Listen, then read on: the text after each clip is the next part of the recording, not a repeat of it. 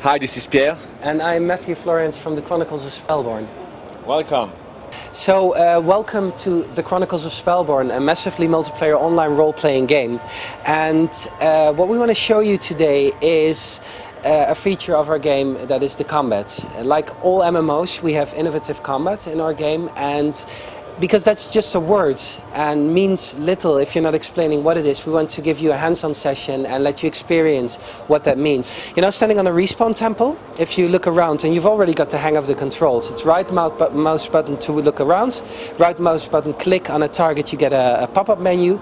But if you'd rather have mouse look mode, and hold it, just press right, hold it, and then you can do certain options. But first we'll go to something else, and it's if you press the R button, you get mouse look mode, so you can look around like you would in an FPS game.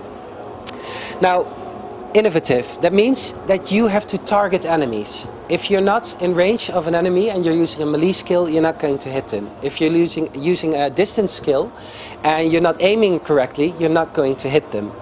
The problem with that is that we also have 40, 50 skills for you at the end level. So for an FPS, you can imagine you have 4 or 5 weapons. It's easy to switch between them and still keep an aim on your target. But how are you going to do that when you got 40 or 50 skills? And we found something to work with that, and we call it the combat bar. And if you press the F button, you get your weapon. And as you might know, all the items in the game, they don't have any statistics on them. So you can wear whatever you want. You can be the mage and wear the armor, you can be the warrior and wear just pants. It's just in the skill of the mouse and the deck that you build in how good you are in combat. And to say a little bit about the deck, you have to look at this like the 40, 50 skills that you have, they're all like cards, and from these you can take cards and you can take them double or three times, and you put a card on the deck, and you put a second card on the deck, and a third card on the deck, and you start playing cards in combat. And it can show that if you press the left button now, you activate the skill that's selected here, and the deck will start to turn. But don't do it when you're in menu mode, do it away from, press the left mouse button. Go a bit back, please. Press F. Then hold the right mouse button to look around. Now press the left mouse button. The deck turns to the second row and the second skill. Do it again. It turns to the third one. Do it again. It turns to the fourth one. Do it again. It goes back to the first row. For starters, level 1, you only have 3 skills, 2 rows. It starts off easy, only a few skills you have. Now, the thing is, in combat, you have your melee skills over here. We prepared the deck like that, but you can do it any way you want. We have the range skills over here. You can access either one of these by pressing 1 through 4 or rolling your middle mouse button. If you roll your middle mouse button all the way down now and keep rolling, it'll stop at the first one. So if you build your deck like that and want to go quickly from melee to combat, it's usually the best to put all your melee skills first and all your ranged skills last. And you can switch roles in between combat. Now there's a group of 3 opponents down there, and we made them so that they're a bit oblivious to you. You can go even a bit further, but stop now. Okay, so there's a Vandal, a Scribe and an Infiltrator. And if you press tab, you can cycle through them and keep tabs on one of these targets.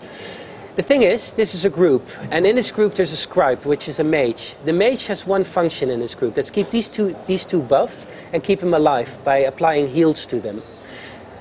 He also has another function, and it's keep distance, because he doesn't want to get too close to your group. The other 2 have the function to protect the mage. So these 2 guys know where you are, and they know where the mage is. The mage will always stay at a distance and run away from you, while keeping in distance to get these 2 buffed and healed. These 2 will always try and block the mage from your attacks. And that's the group AI that's going on, and you'll see that in the group. There's a few tactics that you can use, but there's a few tactics that they use as well. The Infiltrator, for instance, he can apply a skill on you where your physique, which is up here, and I'm not going into these things too deeply, but just the physique, he'll debuff this, you'll lose here, and you'll become much, much slower. You can see that when a mage tries to stay at a distance, the other 2 try to block you, and you're losing your speed, it's going to be very hard to get to the mage. But of course you've got your long range skills, and you're also in a group of 2, so you can break these 2 guys up, because either one of you can start bullying them. They're smart enough to know that this is the mage of your group, and he'll heal you. So one of them will probably also go after them if they start posing a threat to them. So enough talk, let's get into combat.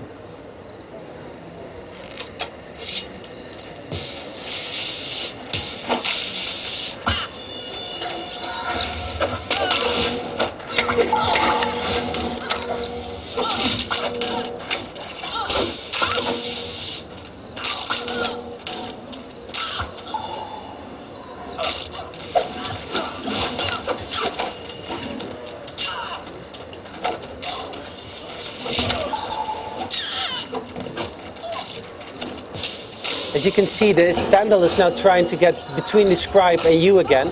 But don't let him get behind, because he has a very powerful attack and it does a lot of damage when he hits you from behind.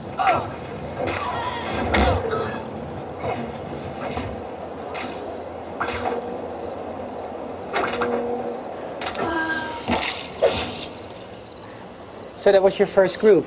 Like yourself, the mage and the other two, they also have a skill deck. And they also need to wait until a skill cools down before they can use it again. The purple thing that he did on you is a very powerful skill, but he has a long cooldown time. So he needs to stand in place to start casting the new skill. And that's the point when you should be attacking them. You found the X key that's sitting down. That usually regens your health very quickly. So if your health is down, just sit down after you've gotten out of combat and you regen. You don't have to go back to a vendor to get health potions or something like that.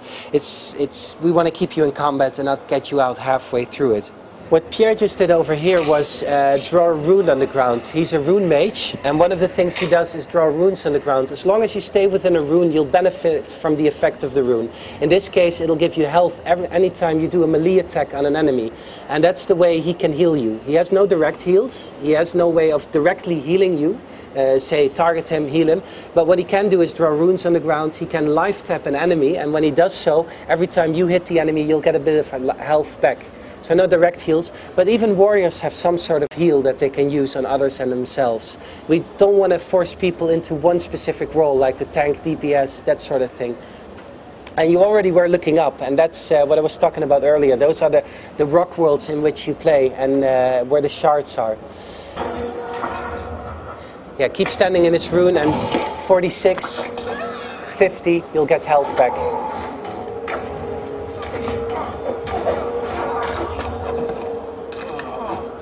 Excellent.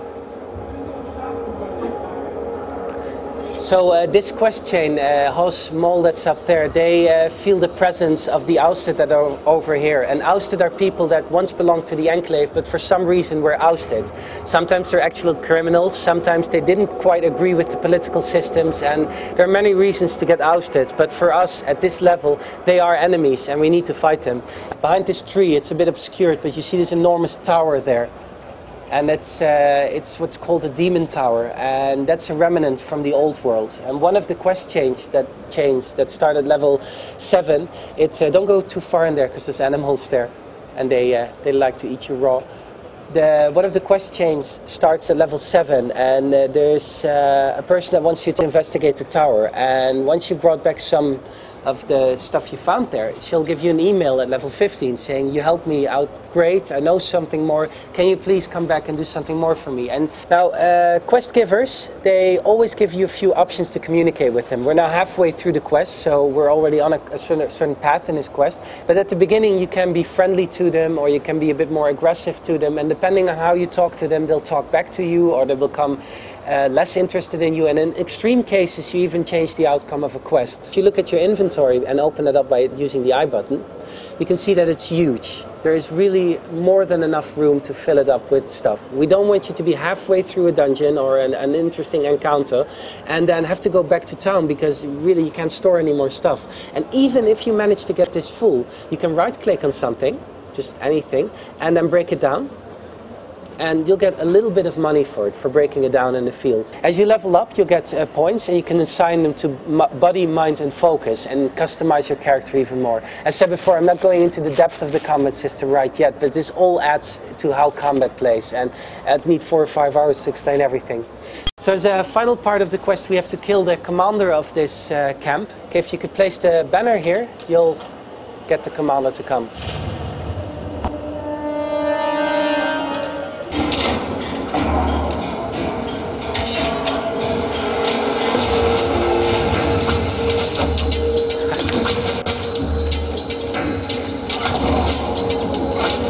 As you can see, these arrows, they hit the commander that you forced back into the explosion. They hit him for a lot of damage.